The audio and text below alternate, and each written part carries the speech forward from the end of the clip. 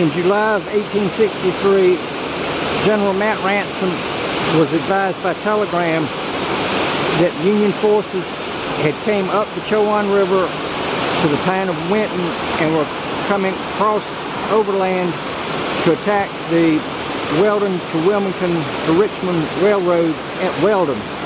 This was a vital choke point bringing supplies from the last open Confederate port.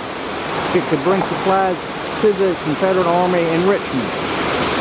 General Ransom commandeered a train and soldiers and made his way to Weldon by rail and then overland to the Boon's Mill site to help fortify the forces at Boon's Mill. It was at this point that some of the Confederate soldiers were caught swimming in the pond by bullets hitting the water that the battle began. The Union Army had brought more men and more equipment, but were unable to pass the mill pond.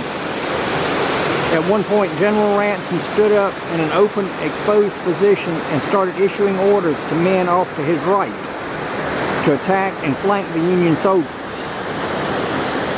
But off to the right, where General Ransom was yelling orders, is only swamp, and there were no soldiers. But the Union Army was unaware of this and fell for his fake orders and ultimately withdrew.